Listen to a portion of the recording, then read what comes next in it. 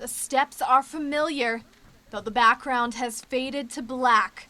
Every move must be carefully guided in a world where no shapes or colors exist.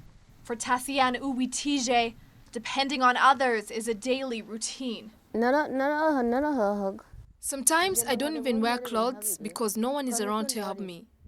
Tasian lost sight in her left eye 10 years ago. This past July, the right eye also gave out.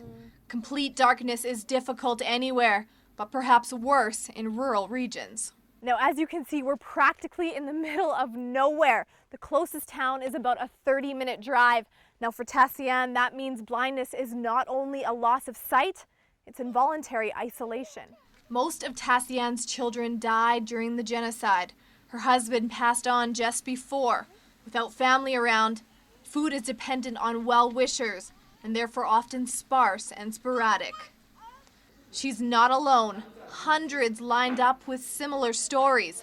65,000 Rwandan residents can't see their surroundings. Close to 200,000 have low vision. How can he win?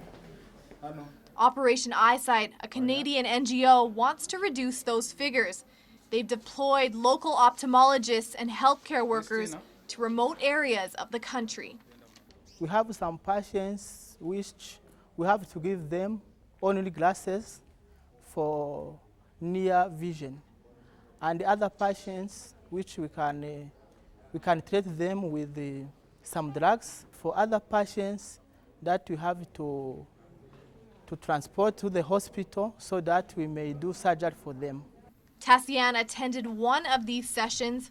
Doctors found bilateral cataracts in her right eye and signaled her through to surgery.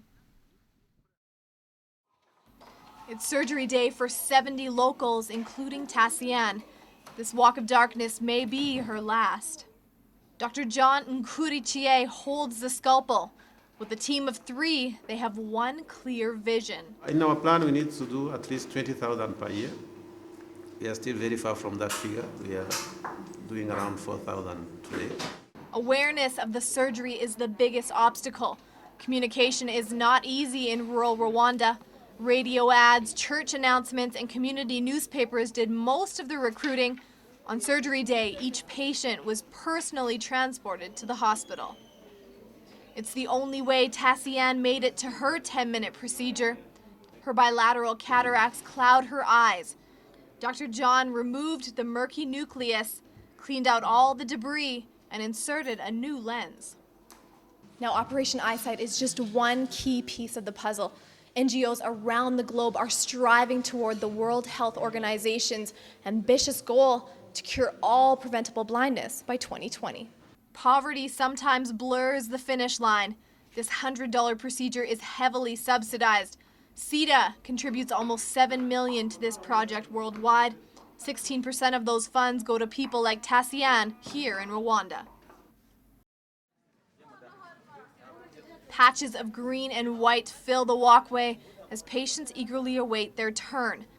The moment of truth for Tasian.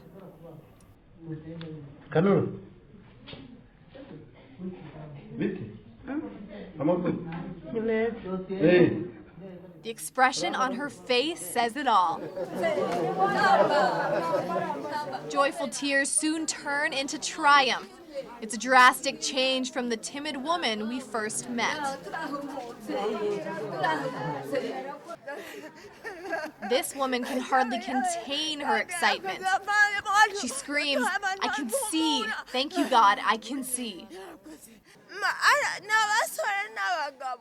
I have been blind for 3 years now. During that time, I was pulled around like a goat. Now I can see and I feel like a human being. With a 98% success rate, surgeons witness this reaction worldwide. I think I can make a difference in people's lives. We need to give these people that gift of sight because it's a cheap gift, but it's very important for them. A gift that brings residents from darkness to light, as people like Tasian are once again reminded of life's simple pleasures. Reporting from the Bugesera district in the eastern province of Rwanda, I'm Molly Thomas.